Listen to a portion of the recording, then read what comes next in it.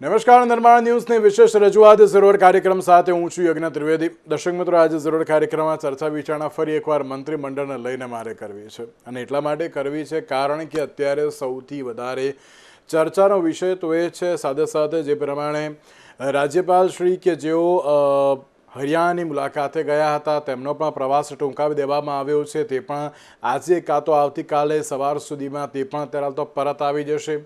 મુખ્યમંત્રી ભૂપેન્દ્ર પટેલ આવતીકાલે સવારે મુંબઈની જે મુલાકાતે જવાના છે, બપોરે તેમનો પ્રવાસ પણ પૂર્ણ થશે અને તેઓ પણ આવી જશે. ચર્ચાઓ એવી પણ જોવા મળી રહી છે કે 17મી તારીખે ક્યાંક શપથ ગ્રહણ થાય તેવી શક્યતાઓ છે, વિસ્તરણ થાય તેવી શક્યતાઓ છે. પણ આ તમામની વચ્ચે એક જ સવાલ છે કે આ વખતે મંત્રીમંડળમાં કયા કયા નામોનો સમાવેશ કરવામાં આવશે. કારણ કે અત્યાર સુધી દક્ષિણ ગુજરાતનો હાથ ઊંચો જોવા મળતો હતો. એટલા માટે કારણ કે હર્ષ સંઘવી હોય, મુકેશ પટેલ હોય કે પછી અન્ય કોઈ પણ અત્યારે તો મંત્રી હોય, તે અત્યારે પ્રફુલભાઈ પાનસેરિયા પણ કેમ ના હોય, તે દક્ષિણ ગુજરાતથી બિલોંગ કરતા હતા. પણ હવે સૌરાષ્ટ્ર અને કચ્છમાં જે પ્રમાણે અત્યારે એમ કહેવાય કે આંતરિક વિખવાદ અત્યારે જોવા મળી રહ્યો છે, એમ કહેવાય કે આંતરિક જે પરિસ્થિતિ જોવા મળી રહી છે તે ચરુ અત્યારે તો વધુ પડતો ઉગ્ર બને તેની પહેલાં તેને અત્યારે શાંત કરવો બહુ જરૂરી છે. તો શું તેમાંથી કોઈ નામ આવશે, મધ્ય ગુજરાતમાંથી કોઈ નામ આવશે કે પછી ઉત્તર ગુજરાતને મહત્વ આપવામાં આવે છે? તે તમામને લઈને અત્યારે તો સવાલ યથાવત જોવા મળી રહ્યો છે. પરંતુ આ તમામ પરિસ્થિતિઓને લઈને હવે એક જ બાબત અત્યારે તો જોવા મળી રહી છે કે હવે આગામી સમયમાં મંત્રીમંડળમાં અત્યારે તો કયા કયા નામો આવે છે, મહિલા મંત્રી હોય કે પછી અન્ય કોઈ પણ મંત્રી હોય, તેમાં કોનું નામ અત્યારે તો નિશ્ચિત છે, તે પણ એક સવાલ યથાવત છે. તમામ મુદ્દાઓને લઈને મારે આજે ચર્ચા વિચારણા કરવી છે, અને આ ચર્ચા વિચારણા કરવા માટે અમારી સાથે જોડી ગયા છે રાજુલભાઈ દવે કે જેઓ વરિષ્ઠ પત્રકાર છે, સાથે સાથે રાજકીય વિશ્લેષક પણ છે. સાથે જ જયેન્દ્રભાઈ બ્રહ્મભટ્ટ આપણી સાથે જોડી ગયા છે કે જેઓ રાજકીય વિશ્લેષક છે. જે આ બંનેનું સૌથી પહેલાં તો સ્વાગત છે. શરૂઆત રાજુલભાઈ આપનાથી કરવી છે. જે પ્રમાણે અત્યારની પરિસ્થિતિ જોવા મળી રહી છે, રાજુલભાઈ, મંત્રીમંડળનું વિસ્તરણ તો હવે નિશ્ચિત જ જોવા મળી રહ્યું છે. એવું કહેવાય કે કોઈ શંકાને સ્થાન નથી કે ના હવે નથી થવાનું, એમ થવાનું જ છે. પણ 9 થી 10 જેટલા નવા ચહેરા એ મંત્રીમંડળમાં ક્યાંક એન્ટ્રી લઈ શકે છે તેવી બાબત પણ અત્યારે જોવા મળી રહી છે. સવાલ એ પણ છે કે શું સૌરાષ્ટ્ર અને તેમાં પણ લેઉવા પાટીદાર ફેક્ટર ઉપર ફોકસ રહેશે કે પછી એમ કહેવાય કે અન્ય કોઈ અત્યારે તો સામાજિક સમીકરણ સાથે આગળ વધશે? સવાલ ઘણા બધા છે, પણ મારો સૌથી પહેલો સવાલ એ છે કે શું લાગે છે કે આ વખતે મંત્રીમંડળના વિસ્તરણ બાદ નવું જે મંત્રીમંડળ બને, અત્યાર સુધી દક્ષિણ ગુજરાતનો હાથ ઊંચો હતો, તો આ વખતે સૌરાષ્ટ્રનો આ વખતે હાથ ક્યાંક ઊંચો જોવા મળે, ઓર એલ્સ એટલે કે અથવા તો કંઈક એટલા એમ કહેવાય કે ખૂબ જ મોટા પ્રમાણમાં સૌરાષ્ટ્રના જે તમામ ધારાસભ્યો છે તેમને મંત્રીમંડળમાં સમાવેશ કરવામાં આવે, પછી અન્ય કોઈ પણ અત્યારે તો સેક્ટર ના લે. શું લાગી રહ્યું છે આપને? સૌરાષ્ટ્રને પૂરતું મહત્વ પ્રધાનમંડળમાં મળવું જોઈએ એ વાત છેલ્લા ઘણા સમયથી વાતાવરણમાં ઘોળાઈ રહી હતી. ખાસ કરીને ભાજપના રાજકીય વર્તુળોમાં આ મુદ્દો ચર્ચાનો વિષય બનેલો. જે રીતે ગયા મહિને રાહુલ ગાંધી 2 વખત જુનાગઢની મુલાકાતે આવ્યા, કોંગ્રેસે ત્યાં શિબિર કરેલી એક અઠવાડિયાની, બીજી વખત રાહુલ ગાંધી ન આવી શક્યા વાતાવરણની અનિશ્ચિતતાને કારણે. આપ પાર્ટીના ગોપાલ ઇટાલિયા પણ વિસાવદરમાંથી ચૂંટાયા, અને ચૂંટાયા પછી એને ઠેર ઠેર સૌરાષ્ટ્રમાં જાહેર સભાઓ કરવી શરૂ કરી છે.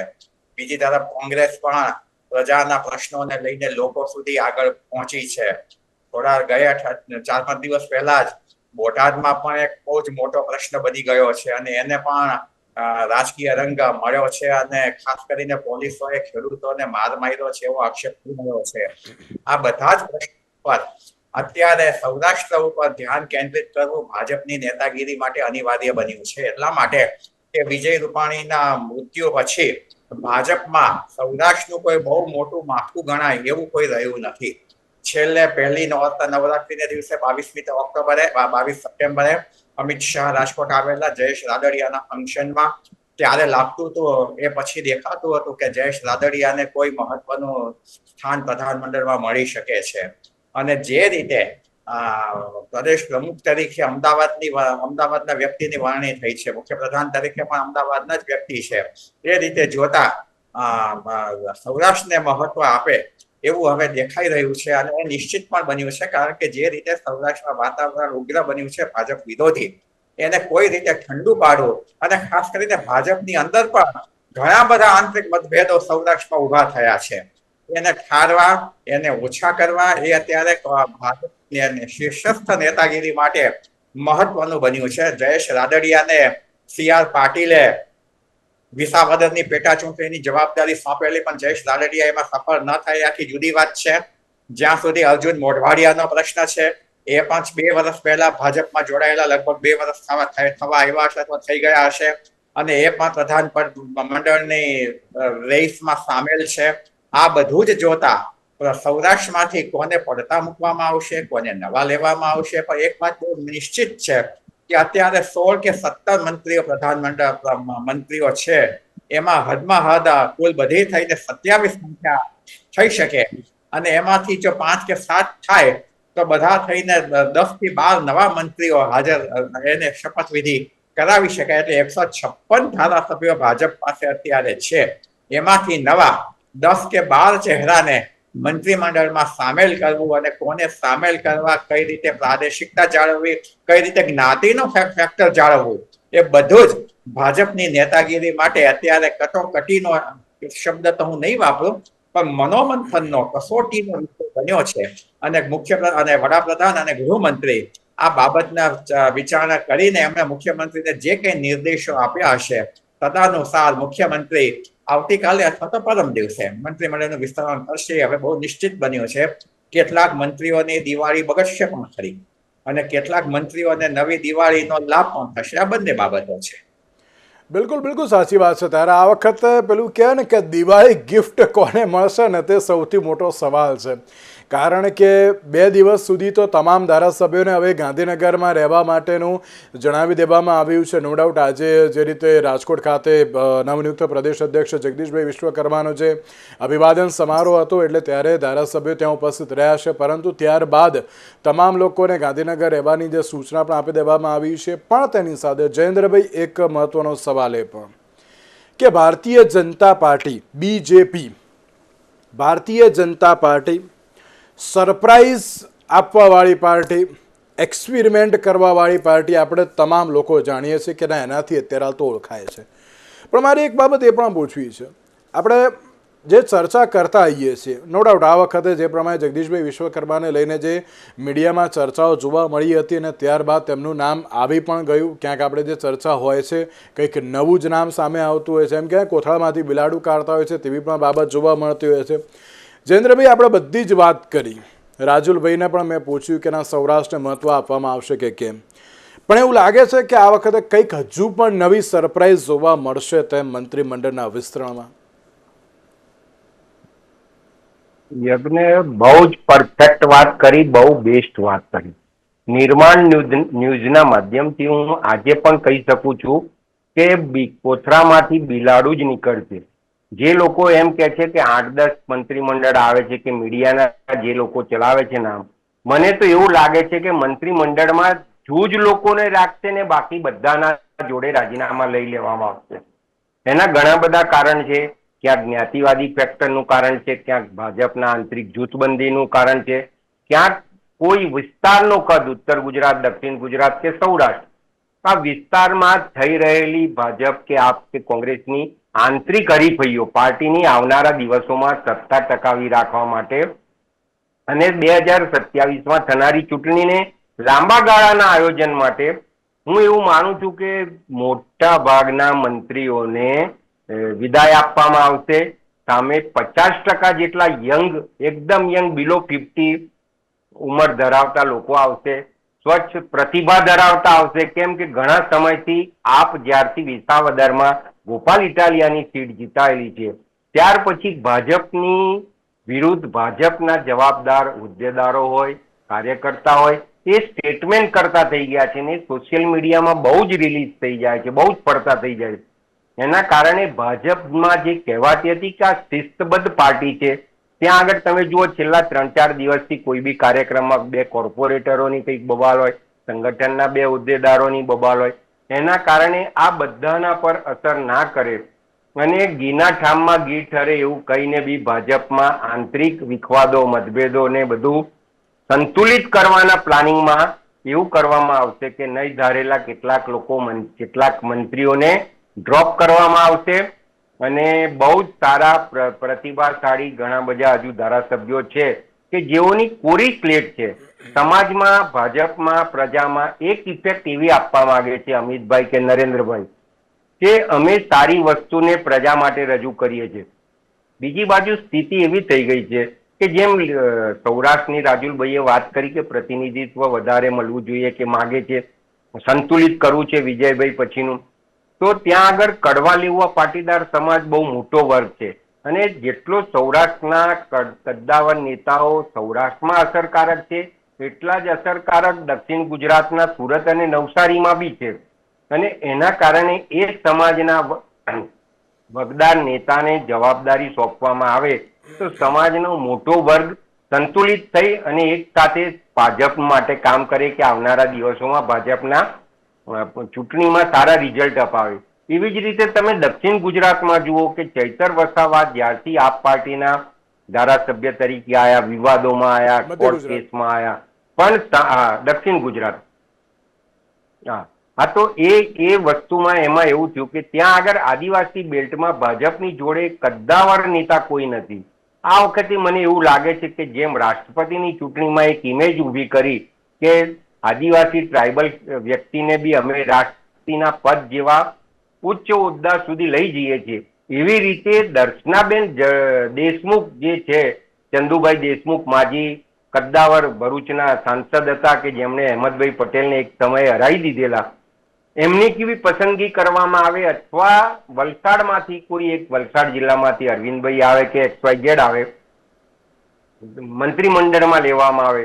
જીતુભાઈ કપરાડા છે એમનું બી નામ ચાલે છે, પણ જીતુભાઈનું એક ટર્મ મિનિસ્ટ્રીમાં આવી ગયેલી છે વલસાડમાં, એમનું વર્ક સારી છે, ઘણા બધા પ્લસ માઇનસ પોઈન્ટ જે બી નામ આવે છે જાય છે એમાં રહેવાના, પણ પર્ટિક્યુલર એવું છે કે એવા નામો આવશે, એવા વ્યક્તિની પસંદગી આવશે કે જેના કારણે ભાજપ માટે કોઈ આંગળી ચીંધી નહીં શકે.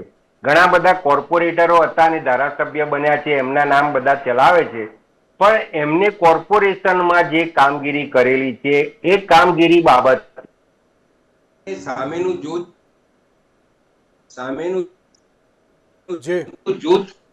ઇન્ફોર્મ કરી શકે છે અને ઇન્ફોર્મ કરી રહ્યા છે. ધેટ મીન્સ ઇન્ટરનલ કોમ્પિટિશન છે. પહેલા ભાજપમાં એવું કહેવાતું હતું કે હું નહીં તું. હવે પરિસ્થિતિ એવી આવી ગઈ છે કે ભાજપમાં માત્ર ને માત્ર હું જ, મારા સિવાય કોઈ મિનિસ્ટર ના બનવો જોઈએ, મારા સિવાય કોઈ સંગઠનનો પ્રમુખ મહામંત્રી ના બનવો જોઈએ, મારા સિવાય કોઈ કોર્પોરેશનમાં ડિરેક્ટર કે ચેરમેન ના બનવું જોઈએ. આ સ્થિતિને કાઢવા માટે કે આ સ્થિતિને ટાળવા માટે પાર્ટી ઘણા બધા પાસાઓનો વિચાર કરી રહી છે. ઘણીવાર કાર્યકર્તાઓને એક લોલીપોપ આપવામાં આવે છે મીડિયાના માધ્યમથી, સોશિયલ મીડિયાના માધ્યમથી, કે ટૂંક સમયમાં નિગમોના ડિરેક્ટરો બનાવવામાં આવશે, નિમણૂકો આપવામાં આવશે. તમે જુઓ નરેન્દ્રભાઈ 2001થી આવ્યા ત્યારથી ઘણા બધા નિગમોના ડિરેક્ટરો અધિકારી લેવલે જ ચાલેલા છે. ઘણા બધા નિગમોની જગ્યાઓ ચેરમેનશીપ ખાલી બી રહી છે, પણ પાર્ટીના કાર્યકર્તાઓ જે અપેક્ષા રાખીને કામ કરે છે, જે સિનિયર કાર્યકર્તા છે, સનિષ્ઠ છે, પાર્ટીને વફાદાર છે, એ લોકોને કંઈક આપવા માટે પાર્ટી 100% આયોજન કરી રહી છે. અને બહુ જ સારી ઘણા બધા લાંબી મેરેથોન બાદ જ્યારે નામો ફાઇનલ ઉપરથી દિલ્હીથી થઈ જ ગયા છે, કેમ કે દિલ્હીમાં બેઠેલા બંને નેતાઓને ગુજરાતના તમામ નાના ગામમાં પાર્ટીના કાર્યકર્તા શું કરે છે એ બાબતથી ટોટલ માહિતગાર છે જ. એટલે એના કારણે ઘણું બધા 7 ગણને ગાળીને નામ સિલેક્ટ કરવામાં આવ્યા હશે અને એ લોકોને લેવામાં આવશે એવું મને માનવામાં આવે છે. રાજુલભાઈ, એક બાબત તો બહુ સાચી છે અને તમે અને જયેન્દ્રભાઈ બંને એગ્રી કરશો મારી વાતથી કે જે ચર્ચા છે બધું દિલ્હીથી જ અત્યારે થઈ ગઈ હશે. માત્ર લિસ્ટ આવશે ને લિસ્ટ અત્યારે તો એપ્રૂવ થશે તેવી પણ બાબત જોવા મળતી હોય છે. પણ રાજુલભાઈ, આ વખતે કંઈક સરપ્રાઈઝ નવી લાગી રહી છે. એટલા માટે હું કહી રહ્યો છું કારણ કે તમે જે રીતે કહ્યું કે સહકાર સંમેલન હતું, આઈ થિંક રાજકોટનું, જયેશભાઈ રાદડિયાનું, અને જયેશ રાદડિયાનું એ સહકાર સંમેલન નહીં પરંતુ શક્તિ પ્રદર્શન હતું એવું પણ ક્યાંક લોકો કહી રહ્યા છે કે ના, સૌરાષ્ટ્રમાં હજુ પણ જે એમ કહેવાય ને કે વિઠ્ઠલ રાદડિયા અને તેની સાથે જયેશભાઈ રાદડિયાનું હજુ પણ એટલું નામ છે એવું ક્યાંક બતાવવાની જે બાબત અત્યારે હાલ તો જોવા મળી રહ્યું છે. રાજુલભાઈ, એમ કહી શકાય કે ચલો એટલા બધા એમ કહેવાય કે નામ ક્યાંક સૌરાષ્ટ્રમાંથી ના આવે સામે, પણ અમુક મહત્ત્વના ખાતા છે અત્યારે હાલ જો સૌરાષ્ટ્રના કોઈ ધારાસભ્યને સોંપવામાં આવે તો પણ ક્યાંક પરિસ્થિતિ બદલાઈ શકે છે. પ્લસ આ વખતે એમ લાગે છે બધા ખાતા ફિલ્ટર થશે તેમ. હું ફિલ્ટર એટલા માટે કહી રહ્યો છું કારણ કે પછી એમાં હોમ મિનિસ્ટ્રી આવી ગઈ, હેલ્થ આવી ગયું, રેવન્યુ આવી ગયું, બધું જ અત્યારે હાલ તો આવી ગયું કે બધાને અત્યારે હાલ તો જે બદલવામાં આવશે, નવા મંત્રીને અત્યારે હાલ તો પદ પર રાખવામાં આવશે એવી પણ માહિતી સામે આવી છે કે મંત્રીમંડળનો જે રિપોર્ટ હતો તે ક્યાંક અત્યારે સારો ગયો નથી દિલ્હી ખાતે, એટલા માટે આ ફિલ્ટર કરવામાં આવશે તેવી પણ બાબત છે. રાજુલભાઈ, શું લાગી રહ્યું છે આપને? એક વાત દેખાય છે અખબારી રિપોર્ટ્સ અને સોશિયલ મીડિયાના રિપોર્ટ્સ ઉપરથી કે જે ફેરફારો હવે થવાના છે એ તળિયાથી નળિયા સુધી થશે. એટલે સમગ્ર આખું ફેરફારો થશે એ અખબારી માધ્યમો ઉપરથી આપણે જોઈ શકીએ છીએ, સમજી શકીએ છીએ. અને બીજી વાત એ છે કે હવે ટૂંક સમયમાં જે કોર્પોરેશન સ્થાનિક સ્વરાજ્યની ચૂંટણીઓ આવશે 2021ની શરૂઆત, 2026ની શરૂઆતમાં જ. એ પછી બીજી ચૂંટણીઓ નાની મોટી ચાલતી રહેશે, સહકારી સંસ્થાઓની ચૂંટણીઓ પણ આવશે અને પછી 2027માં ધારાસભાની ચૂંટણી આવશે. ધારાસભાની ચૂંટણી પહેલા અને એ પહેલા સ્થાનિક સ્વરાજ્યની સંસ્થાઓની ચૂંટણીઓ પહેલા ભાજપે પોતાની છબી સુધારવી બહુ જ આવશ્યક બની ગઈ છે. કારણ કે જે રીતે ગુજરાતમાં આ ચોમાસામાં રસ્તાઓનો કચ્ચરઘાણ નીકળો, જે રીતે પુલો તૂટી પડ્યા, જે રીતે લોકોને હાલાકી ભોગવવી પડી અને કચ્ચરઘાણ નીકળી ગયેલા રસ્તાઓ લાંબા સમય સુધી રિપેર ન થયા, એ બધી જ બાબતોને કારણે લોકોમાં સરકાર સામેનો એક છૂપો રોષ જોવા મળે છે. એ રોષને કઈ રીતે ઠંડો પાડવો એ બાબત પણ ભાજપના મોવડી મંડળે વિચારવા જેવી છે. બીજી બાબત એ છે કે અત્યારે પણ જે મંત્રીઓ છે એમાંથી કેટલાક અગત્યના ખાતાઓ સૌરાષ્ટ્રના મંત્રીઓ પાસે છે જ. અને યજ્ઞભાઈ, મહત્વની બાબત એ છે કે સૌરાષ્ટ્રના જે મંત્રીઓ પાસે અગત્યના ખાતાઓ છે એનું મૂળ ગોત્ર કોંગ્રેસનું છે. એટલે ભાજપના જ થયેલા અને પાયાના કાર્યકરો છે એમને ક્યાંક ને ક્યાંક મનમાં એમ થાય છે કે અમે આખી જિંદગી પક્ષ માટે મહેનત કરી અને છેવટે આગંતુક લોકોને મંત્રી પદ મળ્યું અને એ પણ મહત્વના ખાતાઓ મળ્યા. આવી બહુ જ છુપી નહીં પણ બહુ જ જાહેર લાગણી ભાજપના કાર્યકરોમાં, ભાજપના નેતાઓમાં જોવા મળે છે. જેમ બ્રહ્મભટ્ટ સાહેબે કહ્યું એમ છેલ્લા 24 વર્ષથી બોર્ડ નિગમો તો મને લાગે છે કદાચ ભૂલાઈ જ ગયા છે.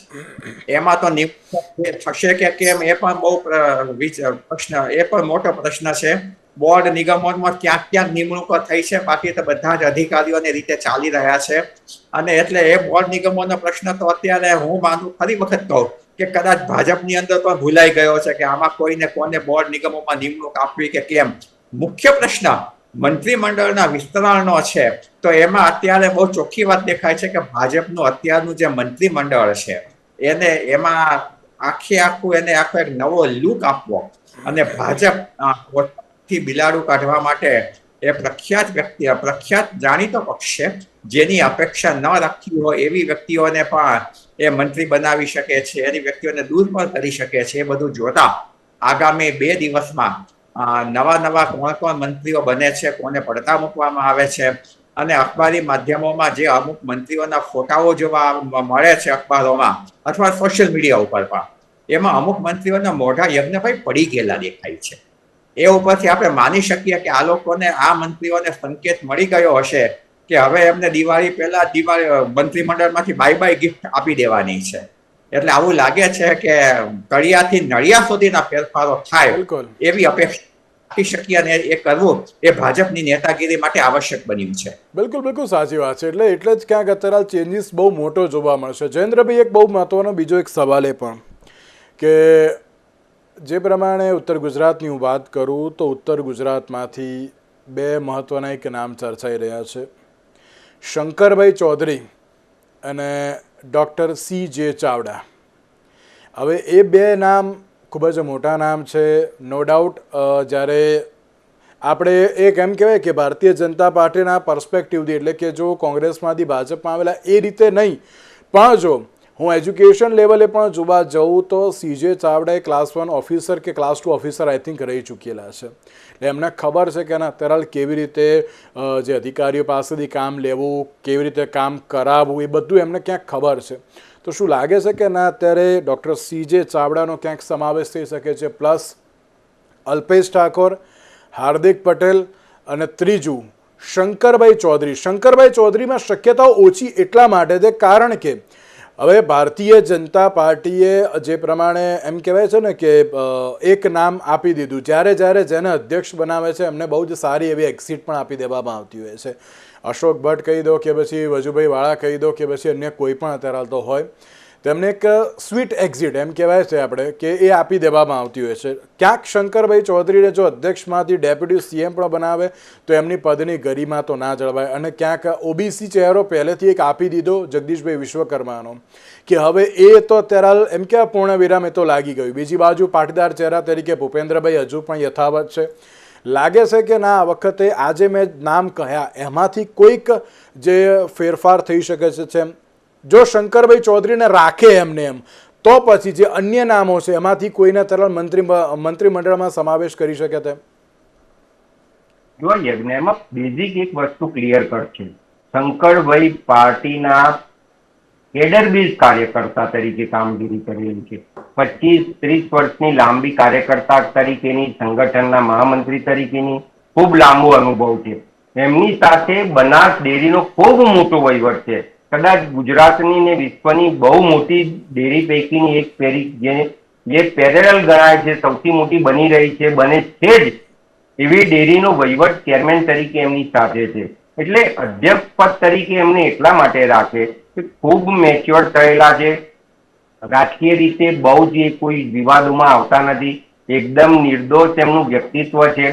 અને પાર્ટીને વિધાનસભામાં ગોપાલ ઇટાલિયાની જ્યારથી એન્ટ્રી થઈ છે ત્યારે વિધાનસભા 3 દિવસ ચાલે કે 5 દિવસ ચાલે, વિધાનસભાના સભ્યોને પ્રોપરલી કન્ડક્ટ કરે એવી રીતનું જો એક સ્પીકર તરીકેની કામગીરી હોય તો શંકરભાઈની ખૂબ સરસ રહી છે.